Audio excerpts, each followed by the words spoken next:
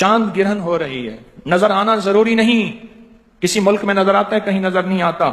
نظر آنا ضروری نہیں, نظر آنا ضروری نہیں. اس میں جو ہمارے چاند گرہن کے اعمال ہمارے سوشل میڈیا کی پوسٹوں پہ پڑے ہیں, ضرور کر لینا. جو چاند اور سورج گرہن کا خیال رکھتا ہے اپنی نسلوں اور اپنی زندگیوں کو بچاتا ہے, اپنے رزق اور اپنے بخت کو بچاتا ہے. خیال کرنا, یہ میری طرف سے نہیں. نماز کسوف اور خسوف چاند اور سورج گرہن پہ میرے حضور نے ایسے نہیں پڑھی, اس کی تاریخ میں حوالے ہیں. چاند گرہن کا یہ ایک لمحہ آ رہا ہے, یہ گھڑی آ رہی ہے. پاکستانی وقت یہی ہے. جس ملک میں, غور سے سمجھیے گا, پوری دنیا اس وقت میری آواز کو سن رہی ہے, جس ملک میں جو وقت ہوگا وہ اپنے ملک میں اپنے وقت کے مطابق کرے گا. عمل یہی ہوگا. اس دوران کرنا کیا ہے؟ اس دوران ہم نے دعا میں لگ جانا ہے, نفل میں لگ جانا ہے, تسبیح میں لگ جانا ہے. ضروری نہیں 4 گھنٹے, آپ کو جتنی تھوڑی دیر میں یہ عمل پورے ہو جائے. وہ یہ عمل ہے کہ چاند گرہن کے دوران آپ نے ایک بوتل میں پانی لے لینا ہے. بوتل میں پانی لینا ہے, اور پانی سامنے رکھ کے, بوتل سامنے رکھ کے آپ نے 17 بار پڑھنا ہے. 17 بار فلق اور 17 بار ناس. بس یہ عمل ہے. کیونکہ حضور سرور کونین صلی اللہ تعالی علیہ وسلم پہ آخری وار جو ہوا تھا, حضور کو قائل کرنے کا جو آخری وار ہوا تھا, اللہ کی طرف سے 2 فرشتے آئے, انہوں نے یہ عمل باقاعدہ بتایا, سکھایا, اور وہی آئی سورت فلق اور ناس کی. اب یہ جو فلق اور ناس جو اتری تھیں, آج بھی قیامت تک کوئی بندہ ایسا ہے جو زندگی کی بندشوں, پریشانیوں, ناکامیوں, مشکلات, مسائل, الجھنوں میں مبتلا ہے. آج بھی کوئی بندہ, اور وہ کہتا ہے میری زندگی تلخ ہو گئی ہے. اس سے کہیں ابھی ایک ساتھ آنے والی ہے چاند گرہن کی, ایک بوتل سامنے رکھے, اس میں پانی رکھے, اور کیا پڑھے؟ سورت فلق اور سورت ناس. توجہ سے اب آخر درود شریف اور ہر دفعہ بسم اللہ الرحمن الرحیم ساتھ, اور اس بوتل میں دم کرے. اچھا, گھر کا ہر فرد اپنا بھی کر سکتا ہے, پورے گھر کے بھی کر سکتے ہیں. اور یہ ہدیہ اگر پورے گھر کی طرف سے کرنا ہے تو ہدیہ پورے گھر کی طرف سے ہوگا. گھر کے ہر فرد نے کرنا ہے تو ہر فرد اپنا ہدیہ دے دے. اسی طرح یہ جو فلق اور ناس کا عمل ہے, یہ بھی گھر کا ہر فرد کر سکتا ہے, اور چاہیں تو پورے گھر میں سے ایک فرد بھی کر سکتا ہے. 17 دفعہ فلق اور 17 دفعہ سورت الناس. اس کا ڈھکنا کھلا رکھیں اور توجہ سے یہ اس پہ دم کر دیں. کیا کر دیں؟ اور اس کا جو ہدیہ ہے وہ بھی پانی ہے. پانی کا ہدیہ بھی پانی ہے. کسی قریبی مسجد پانی کا بل ادا کر دیں, کسی جگہ نل کا لگوا دیں, سبیل لگوا دیں, کسی سفید پوش کے گھر کے پانی کا بل دے دیں, یا لوگوں کو ٹھنڈا میٹھا پانی پلا دیں. اس کا ہدیہ بھی کیا ہے؟ پانی ہے. اور یہ بیماریوں کے لیے, تنگستیوں کے لیے, الجھنوں کے لیے, جھگڑوں کے لیے, نا اتفاقوں کے لیے, آنے والی مصیبت, اس پانی کو آٹا گوندنے میں, چائے بنانے میں, پینے میں, کرنے میں, دیواروں پہ نہ پھینکیں, گھر میں پاؤں نہ آئے. باقی ہر جگہ اس کو پینے کھانے پکانے میں اس پانی کو بڑھاتے جائیں, استعمال کریں. اور کوئی دم والا پانی پڑا ہے تو اس میں ملا لیں, ایک ہی ہو جائے. اب تیسرا عمل اور آخری عمل سنیں, چھوٹا سا عمل ہے. آپ نے حزب البحر جو ہے وہ پڑھی. یہ حزب البحر کے اسماء حسنہ ہیں, یا اللہ, یا علی, یا عظیم, یا حلیم, یا علیم. یا اللہ, یا علی, یا عظیم. آیت الکرسی کی آخری آیت ہے, یہ اس کے اسماء حسنہ, یا علی, یا عظیم, یا حلیم, یا علیم. یہ حزب البحر کے آخری الفاظ ہیں. بس آپ کیا کریں گے اس دوران میں؟ اولا کے 3 دفعہ درود شریف پڑھ کے آپ نے صرف 140 مرتبہ کہ سورج کا زندگی سے کیا تعلق ہے, چاند کا زندگی سے کیا تعلق ہے. گرہن لفظ کو ذرا غور کیجئے گا. گرہ گانٹ کو کہتے ہیں, گرہ کو کہتے ہیں. یہی گانٹ آنتوں میں آ جائے تو اسے کولنج کہتے ہیں. کھل جائے ٹھیک, ورنہ آپریشن, ورنہ کولنج سے بندے مر جاتے ہیں. گرہ آ جائے آنت میں. یہی گرہ اگر شریانوں میں آ جائے تو اس کو بائی پاس کہتے ہیں, ہارٹ اوپن سرجری کہوں, کون سے لفظ کہوں, گرہ. جسم کے کسی حصے میں گرہ آ جائے, آپ کہتے ہیں پٹھا پہ پٹھا چڑھ گیا ہے, گرہ ہوتی ہے. دماغ میں گرہ آ جائے تو کہتے ہیں برین ہیمریج ہو گیا ہے، بندہ بے ہوش ہو جاتا ہے۔ کوئی ایسے ہوتے ہیں جو ہوش سے نکل آتے ہیں، اکثر نہیں نکلتے، وہی موت واقع ہو جاتی ہے۔ زندگی میں اگر چاند میں گرہن آ جائے، اچھا چاند میں گانٹھ نہیں آتی، گرہن سے مراد یہ ہے کہ اس کی روشنی ختم ہو جاتی ہے، جو پوری دنیا میں اس کی روشنی پڑ رہی ہے وہ ختم ہو جاتی ہے۔ سورج گرہن ہے تو سورج کی روشنی ختم ہو جاتی ہے، اندھیرا چھا جاتا ہے۔ جن ملکوں میں میری زندگی میں چند بار ایسا ہوا ہے کہ میں نے سورج گرہن کو دیکھا ہے تو کچھ دیر کے لیے سارا اندھیرا چھا گیا۔ اس کا ہماری زندگی پہ اثر ہے، یاد رکھیے گا۔ صحت مند پہ اثر ہے، بیمار پہ اثر ہے، حاملہ پہ اثر ہے، بچوں بوڑھوں پہ اثر ہے، نباتات پہ اثر ہوتا ہے، درختوں اور فصلوں پہ اثر ہے اس کا۔ صدیوں پہ محیط تجربات، ہزاروں سال پرانے تجربات یہ بتاتے ہیں کہ چاند گرہن اور سورج گرہن کا زندگی پہ بہت اثر ہے۔ چاند کا زندگی پہ اتنا اثر تو ہے، چاند کا زندگی پہ اتنا اثر تو ہے کہ جن دنوں پہ چاند کی روشنی جوبن پہ ہوتی ہے، ان دنوں پہ نباتات پہ، درختوں پہ، پتوں پہ زندگی ان کی اور ہوتی ہے۔ سائنس نے سال ہر سال اس کی تحقیق کی ہے، اس کی ریسرچ کی ہے، اور ہوتی ہے۔ انہی دنیا میں، انہی دنوں میں سمندر کی زندگی اور ہوتی ہے۔ انسان کی زندگی پہ چاند کا اثر پڑتا ہے۔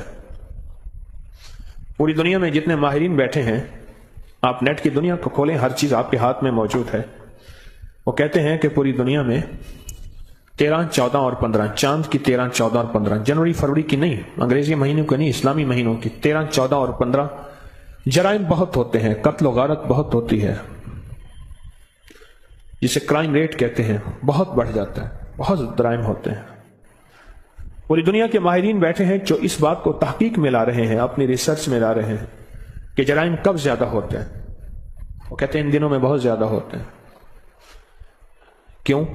اور انہی دنوں میں چاند جو ہے وہ اپنے جوبن پہ ہوتا ہے اور سورج اور زمین کی ہر چیز کو اپنی طرف کھینچتا ہے۔ ایک پورا نظام ہے، اسے قمری نظام کہتے ہیں، اور کھینچتا ہے۔ آپ کبھی ان عروج کی دنیا میں آپ جائیں اور دیکھیں سمندر کو۔ ایک دفعہ مجھے دیکھنے کا موقع ملا، آپ سوچ نہیں سکتے کہ اس کی لہریں کتنی اونچی اور اس کی لہریں کہاں کہاں ٹکرا رہی ہوتی۔ اگر میرے خیال میں اللہ کا امر نہ ہو تو سمندر تو اونچا ہے، کراچی تو نیچا ہے، اپنے امر سے اس کریم نے روکا ہوا ہے۔ پرانے دور میں جو جہاز چلنے والے ہیں، آج بھی جو جہاز چلنے والے ہیں، مجھے مانسیرا میں ایک جہاز میں چلنے والے صاحب سے گفتگو کا موقع ملا تفصیلی۔ میں ایک سفید پوش آدمی ہیں، درویش، ان کے گھر میں تھا، اکیلا تھا، 1-2 احباب اور بھی تھے، غالباً 5 حضرات تھے ہم۔ تو انہوں نے گھر خالی کرا دیا، تو میں 1-2 دن 3 دن وہاں رہا، تو وہاں موقع ملا گفتگو کرنے کا۔ وہ کہنے لگے جی خاص طور پہ چاند کے ان عروج کے دنوں میں اور چاند کی گرہن کے دنوں میں دنیا کے سارے آلات، سائنسی آلات جو سمندر کے ساتھ تعلق ہے، وہ ہم نے ناکام ہوتے دیکھے ہیں۔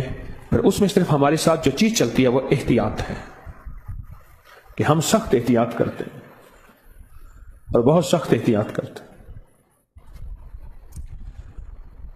اب معلوم یہ ہوا کہ سورج کا اور چاند کا ہماری زندگی پہ اثر، ہمارے پھلوں، سبزیوں، نباتات، فصلوں پہ اثر، ہمارے جسموں پہ اثر، ہمارے جذبات پہ اثر، غصہ، لڑائی، ڈکیتی، قتل و غارت، اس کا تعلق جذبات سے ہے، ان کا تعلق ہمارے جذبات پہ اثر۔ یہ چھوٹی چھوٹی چیزیں جو ہمیں متاثر کر رہی ہیں، اور یہ چھوٹی چھوٹی چیزیں ہیں جن کا ہماری زندگی پہ اثر۔ چلو ہم تو چھوٹی چیزیں ہیں، سمندر تو زمینوں سے بڑے ہیں، اور سمندر کی گہرائی 11 کلومیٹر سے بھی گہرے سمندر موجود ہے، 11 کلومیٹر سے بھی گہرے سمندر موجود ہے۔ اس 11 کلومیٹر گہرے سمندر پہ بھی اس کا اثر ہوتا ہے۔ انسانی جسم تو 50-100 کلو کا ہے، اس پہ اثر ہوتا ہے۔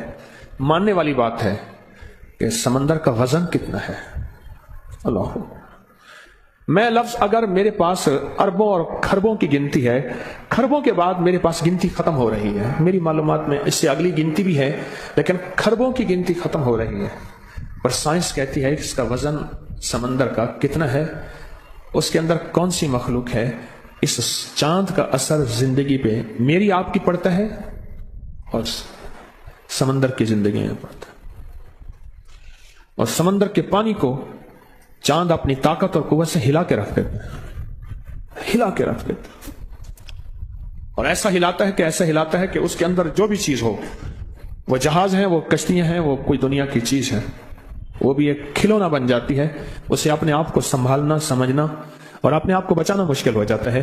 یہ چاند کی طاقت ہے، تو سوچیں چاند کے بنانے والے کی کیا طاقت ہوگی، اس کی کیا طاقت ہوگی۔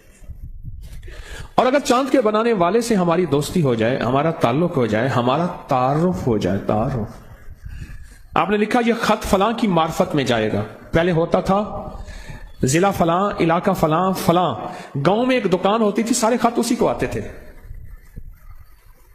گاؤں میں ایک دکان ہوتی تھی، میرے پاس نا ڈیرہ اسماعیل خان میں سے ایک خط آتا تھا، پھر بستی کے بہت سے لوگوں کے خط آتے تھے، لکھا ہوتا تھا یوسف دکاندار کو مل کر بمعرفت یوسف دکاندار، یہ لفظ تھا، مجھے آج بھی یوسف دکاندار کا نام یاد ہے، یوسف دکاندار کی معرفت میں یہ خط فلاں کو ملے، پھر یوسف دکاندار کے پاس سارے خط آتے تھے، میں گیا ڈیرہ اسماعیل خان، میں کہا یوسف دکاندار کو دیکھوں تو صحیح، اس کی معرفت سارے خط آتے ہیں، جب کسی چیز کا تعارف زیادہ ہو پھر اس کو دیکھنے کا شوق ہوتا ہے، اس لیے بعض اللہ والے ساری عمر مانگتے رہے اللہ اپنا جلوہ دکھا، اللہ اپنا دیدار کر، اس لیے مسلمانوں کے اندر حضور کی محبت اور جلوہ حضور کی زیارت کا شوق بہت، کہتے ہیں چلو حضور کی زیارت نہ ہوئی حضور کے روزے کی زیارت ہو جائے، چلو اللہ کی زیارت نہ ہوئی اللہ کے گھر کعبہ کی زیارت ہو جائے، یہ بات ساری وہی کشش ہے جو مجھے یوسف دکاندار کے دیکھنے میں آئی تھی، یہ ساری وہی کشش ہے۔ پھر میں گیا، ان کو اطلاع ملی ایک بندہ جا رہا تھا، کوئی ٹیلی فون موبائل تو کہانی تھی نہیں، اس نے کہا جی وہ فلاں میرا نام بتایا کہ وہ آپ کو ملنے آ رہے ہیں فلاں وقت، جب میں گیا تو ان کی دکان پہ گیا، یوسف دکاندار، چھوٹی سی دکان تھی گاؤں کی، دکان کو دیکھا، انہوں نے کہا جی وہ گھر آپ کا انتظار کر رہے ہیں، بندہ بیٹھا تھا، گھر مجھے لے کر گیا، انہوں نے گھر جو کمرہ صاف کرایا تھا وہ دھول سے بھرا ہوا تھا، وہ صفائی ہو رہی تھی، اسی کمرے میں مجھے بٹھا دیا، انہوں نے تازہ تازہ صاف کرایا تھا، ان کی محبت تھی۔ ایک وہ دھول کا کمرہ مجھے یاد ہے، ایک کوہاٹ میں گیا، ہمارا ایک پٹھان تھا، وہ کہتا تھا آپ ہمارے گھر ضرور آئے گا، بس دعوت دے گا آپ، ہمارا گھر سڑک کے بالکل قریب ہے، میں کوہاٹ کی طرف گیا تو سڑک کے قریب تو نہیں تھا، 5-10 کلومیٹر دور تھا، وہ کہہ رہے ہیں قریب ہے، جب وہاں گیا تو ان کا آپ شوق دیکھیں، جذبہ، سچا جذبہ دیکھیں، انہوں نے کوڑا برتن منگوایا، کوڑا نا مٹی کا ایک گلاس منگوایا، اس کو مٹی کے گلاس کو پانی میں پہلے ٹھنڈا نہیں کیا، اس میں دودھ ڈال کے سوڈا ڈال دی، وہ جو گرم ہوا، اب ان کا بوڑھا والد کہے گا نہیں حضرت صاحب آپ پیے گا، یار آپ بندوق نہیں نکالی، ورنہ بندوق سے بھی کھلاتے ہیں، پٹھان مہمان نواز ہیں، بہت مہمان نواز۔ اب میں کہوں، میں نے کہا حاجی صاحب، مجھے اور کوئی نام یاد تھی نا، میں نے کہا حاجی صاحب یہ گرم ہے، اب اس کو سمجھنا ہے کہ یہ گرم کیسے ہو سکتا ہے، ہم نے تو مٹی کے پیالے میں دیا ہے، وہ کہہ رہے نہیں آپ پیے گا، اپنے بیٹے کو فشتوں میں بلا کے کہے اور ڈالو، میں نے کہا ابھی ختم نہیں ہوا، میں نہیں آپ پیے گا، پیے گا، کوڑا پیالہ، کوڑے پیالے میں دودھ ڈال کے اوپر سوڈا ڈال دیا، اور وہ جلتی پہ آگ کا کام ہوا، وہ اندر ابل رہا ہے، پھر میں ہاتھ میں لے کے دیکھ رہا ہوں میرا ہاتھ بھی گرم، یا مجھے پھر یوسف دکاندار کے گھر کی وہ دھول یاد ہے، میں گیا، ان کا محبت، خلوص، انہوں نے کمرہ تیار کیا، میں بیٹھا، یہ معرفت جو ہے نا، معرفت، میں بات معرفت سے کی تو پتہ نہیں کہاں چلا گیا، یہ جو معرفت ہے اگر کسی کی حاصل ہو جائے پھر اس کو ملنے اور دیکھنے کا تال اور شوق پیدا ہوتا ہے۔ چاند کے یہ حالات ہیں، چاند کے بنانے والے کی کیا طاقت ہوگی، سبحان اللہ و بحمدہ، عدد خلقہ ورضا نفسہ وزنۃ عرشہ ومداد کلماتہ، یہ اس کے بنانے والے کی طاقت کو بیان کیا جا رہا ہے، جبکہ طاقت اس سے کہیں زیادہ ہے، اس سے کہیں اللہم انک ملیک مقتدر ما تشاء من امر یکون، ملک تیرا، اقتدار تیرا، ملیک مقتدر، اقتدار تیرا، ما تشاء، تو چاہتا ہے ہو جاتا ہے، ما تشاء امر ان یکون، تو چاہتا ہے ہو جاتا ہے۔ چاند کا زندگی پہ اثر ہے، ہماری صحت پہ اثر ہے، ہماری طب کی پرانی کتابوں میں ایک ٹوٹکا لکھا ہے کہ 13 اور 14 کے درمیان اپنی فلاں رگوں سے خون نکوالے صحت مند رہیں گے. اب سمجھ آتی ہے کہ وہ خون نکلانے میں جہاں اور صحت مندی ہوگی وہاں یہ صحت مندی بھی ہوگی کہ جنون، جذبات اور جوش میں آ کے کچھ کر نہیں پائیں گے. پھر ہماری روحانی کتابوں میں ایک بات لکھی ہے کہ آپ 13 اور 14 اور 15 اس درمیان میں یہ چاند کے عروج کے دن ہے، ٹاپ کے دن ہے، روزے رکھیں، جسے میرے آقا نے فرمایا یہ ایام بیز ہیں، ان 3 دنوں میں روزے رکھیں. چاند کا زندگی پہ اثر ہے، چاند کا صحت پہ اثر ہے، چاند کا سمندر پہ، پہاڑوں پہ، پرندوں پہ اثر ہے. آپ حیران ہوں گے، پرندوں پہ اثر ہے. یہ پرندے ان 3 دنوں کے اندر، جو پرندوں کی دنیا کی سائنس ہے میں اس کی بات کر رہا ہوں، ان 3 دنوں کے اندر میں نے کئی کبوتر پالنے والوں سے، پٹیر پالنے والوں سے، مرغ پالنے والوں سے، کتے پالنے والوں سے، پرندے رکھنے والوں سے کئی واقعات پوچھے کہ آپ کا کیا خیال ہے ان چاند کے عروج ماہ کہتے ہیں، یعنی چاند کا عروج کا جو دن ہے ان میں پرندوں پہ کوئی اثر پڑتا ہے؟ انہوں نے بتایا ہاں پڑتا ہے. پھر ہماری تعویذات اور عملیات کی کتابوں میں ان راتوں میں تعویذ لکھے جاتے ہیں. راتیں تو اور بھی ہیں، ان راتوں میں تعویذ لکھے جاتے ہیں اور کہا جاتا ہے کہ ان راتوں میں فلاں وقت میں اگر تعویذ لکھے جائیں ان کی طاقت اور تاثیر 1000 گنا بڑھ جاتی ہے. چیزیں اثر ڈالتی ہیں. آج لاہور کا موسم ٹھنڈا ہے، تھوڑا سا ایک ہوا چلی ہے، چیزوں نے اثر ڈالا ہے ہماری زندگی میں. آپ محسوس کریں. تندور میں سوئی گیس کی پکی روٹی ایک تاثیر نہیں رکھتی، وہی لکڑی کی پکی روٹی اس کا ذائقہ اور ہوتا ہے، وہی گوبر اوپلوں کی پکی روٹی اس کا ذائقہ اور ہوتا ہے، اور حتیٰ کہ بکری کی مینگنیوں کے ساتھ پکی روٹی اس کا ذائقہ اور ہوتا ہے. میں نے وہ کھائی ہے. بکری کی مینگنیاں گاؤں دیہات میں اکٹھی کر لی اور ان کو تندور میں ڈالا، جلایا، تندور گرم کیا اور اس کو روٹی لگائی، اس کا ذائقہ اور ہوتا ہے. ہاتھ اور پانی کے ساتھ لگی روٹی کا ذائقہ اور ہے، اور جو تندوری لگاتے ہیں ہاتھ کے بغیر اس کا ذائقہ اور ہے. انچھنے روٹی کا ذائقہ اور، چھنی روٹی کا ذائقہ اور. پھر علاقے کی گندم ہوتی ہے اس کا ذائقہ اور ہوتا ہے.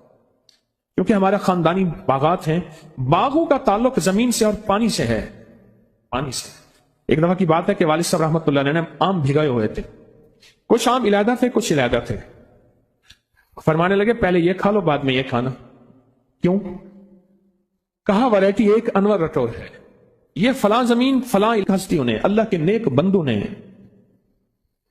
ہمیں اللہ کا تعارف کروایا، اللہ کے جہان سے باخبر، اور اللہ کے جہان کے ساتھ ہماری معرفت، ہماری محبت، ہمارا تعارف، ہمارا تعلق یہ دیا. اچھا جب سمجھ آئے گا نا، اللہ کی سمجھ آ جائے گی، پھر اللہ کی بنائی ہوئی ہر چیز سمجھ آ جائے گی. اللہ کی سمجھ نہیں ہے تو اس کی بنائی کسی چیز کی سمجھ کبھی نہیں آئے گی. ہمیں تو اللہ کی سمجھ نہیں. اللہ کی جب سمجھ آ جائے گی تو اللہ کی بنائی ہوئی ہر چیز ہمیں سمجھ آئے گی. اللہ کو سمجھیں. آپ کے پاس دعائے کمیل ہے ہاتھ میں؟ سب کے ہے، ہاں سب کے ہے. اگر نہیں ہے تو نیچے سے تیار ہے، نیچے پڑی ہے، نیچے تو بہت زیادہ پڑی ہے. آج ہم دعائے کمیل ساری سنیں گے، لیکن اس کو اللہ کے تعارف کے طور پہ سنیں گے، اللہ کے تعلق پہ سنیں گے. اللہ سے محبت، اللہ سے معرفت، اللہ کی منتیں، اللہ کی خوشامدیں، اللہ کے سامنے ہاتھ جوڑنا. نیچے پڑی ہے دعائے کمیل، خواتین کی طرف بھی ہوگی، لیکن پہلے ہم یہ دیکھیں کہ ہم سنیں گے کیوں، اس لیے سنیں گے. پڑی ہے نیچے، فری مل رہی ہے، مفت مل رہی ہے، آپ نے یقیناً لے لی ہے، اچھا کیا. نہیں لی تو فوراً لے لیں، فوراً چند لمحوں کے اندر. اگر نیچے والے حضرات ہیں تو اوپر لے کے آ جائیں، ان کو فوراً تقسیم کر دیں. نیچے والے حضرات اوپر لے کے فوراً آئیں اور ان کو تقسیم کر دیں، ایک ایک لیں. آپ نیچے نہ جائیں، فوراً اوپر آ رہے ہیں لوگ، آپ نیچے نہ جائیں. اسی طرح خواتین میں بھی شور کے بغیر، کیونکہ خواتین میں ایک دم ہنگامہ ہوتا ہے کہ اس کے بعد انہیں کہ روٹی بچنی نہیں ہے. مائی کہتی بس پہلی اور آخری دفعہ روٹی کھانی ہے، پھر کھانی نہیں. ہاں جی آگے، نیچے سے آپ، نیچے سے آ گئے اب آپ، ہاں جی نیچے سے آ گئے،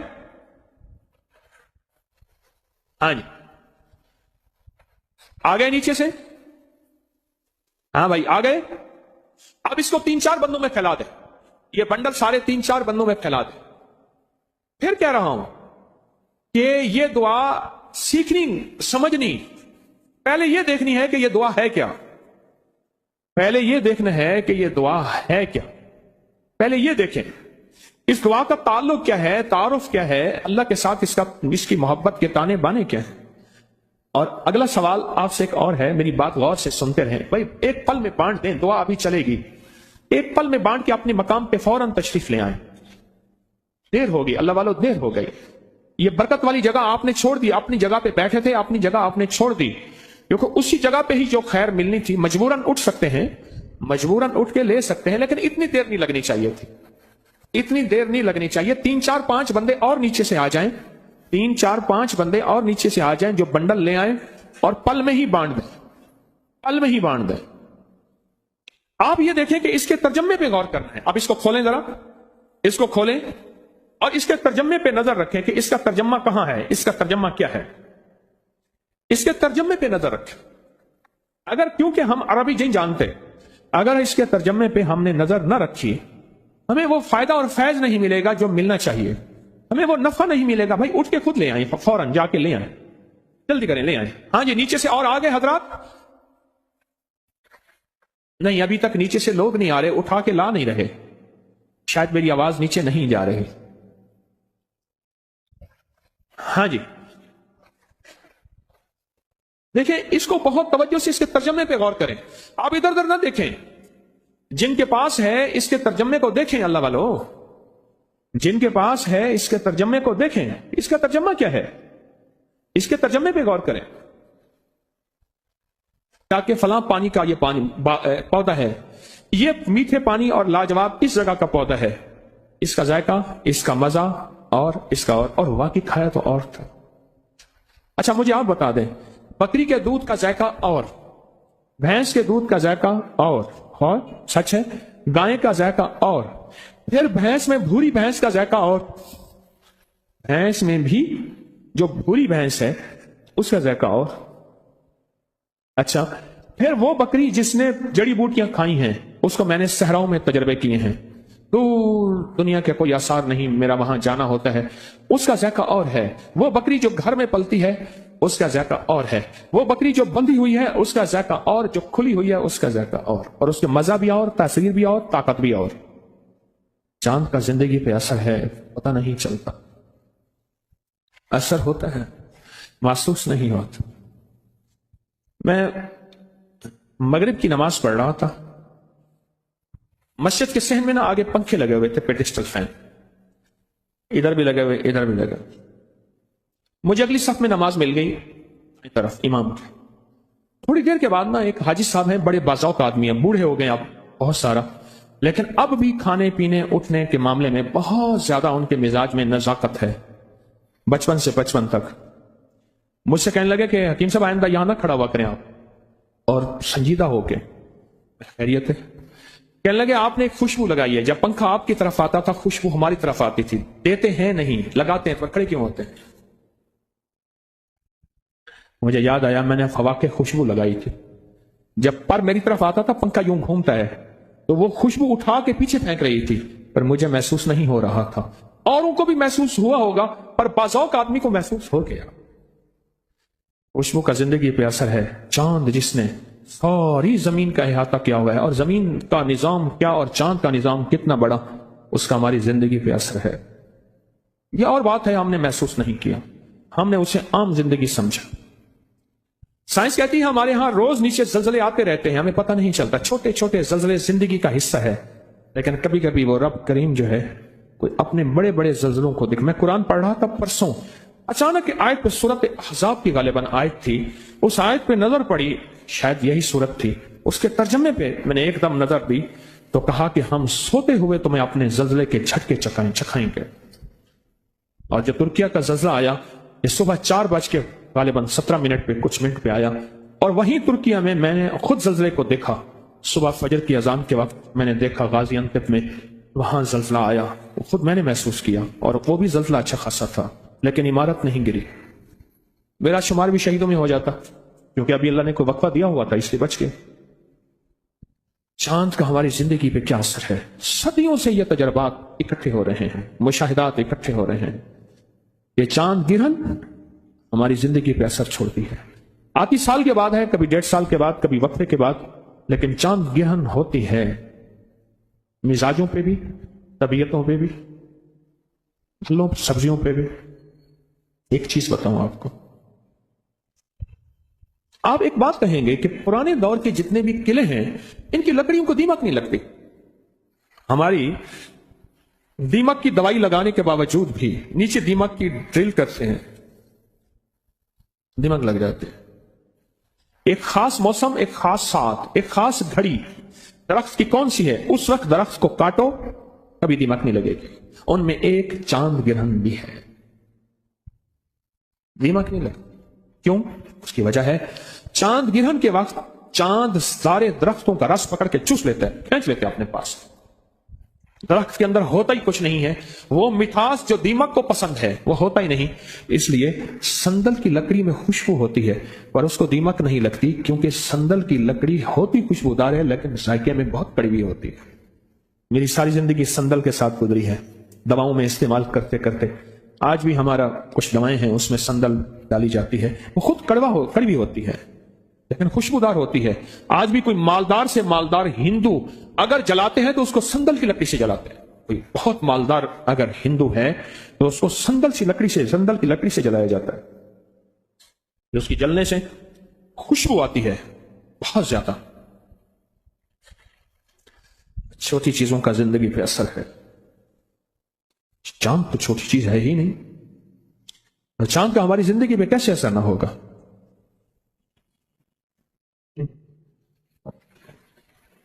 ये देखिए, ये गरज है, ये गरज है। कितना बड़ा धमाका है ये, अभी हमें गरज महसूस हुई है, ऊपर बादल बने हुए हैं।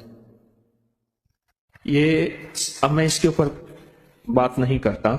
साइंस कहती है कि सैकड़ों एटम बम अगर इकट्ठे हों उनसे बड़ी ताकतवर होती है ये गरज। कुदरत का निजाम, अल्लाह उसको ऊपर ही संभाल देता है। इसको कहते हैं कितनी बलाएं ऐसी हैं, कुरान कहता है जब हम टाल देते हैं और तुम्हें पता ही नहीं चलता। ये गरज भी वही बला है, हम टाल देते हैं, ऊपर ऊपर संभाल लेते हैं, तुम्हें पता ही नहीं चलता। जब भी चांद गिरन हुई, अंबिया कराम और खासतौर पर मेरे आका हुजूर सरवर कौनैन सल्लल्लाहु तआला अलैहि वसल्लम की जिंदगी में आपका अमल क्या रहा? आपकी जिंदगी में क्या तरीकाकार था कि जिससे चांद गिरहन के होने वाली जो मुज़र असरात हैं, जो असर सेहत पे, जिंदगी पे, निजाम पे, पहाड़ों पे, समंदर पे, जमीनों पे पड़ते हैं, उसे कैसे बचा जाए? आज उसके बचने की हम तरकीब सोचेंगे, उसके बचने की वो तरतीब जिसमें अल्लाह उसके हबीब ने वो तरतीब हमें वो राहें सुझाई हैं और हुजूर ने अल्लाह की तरफ रुजू करा के बंदों का वो तरकीबें दी हैं।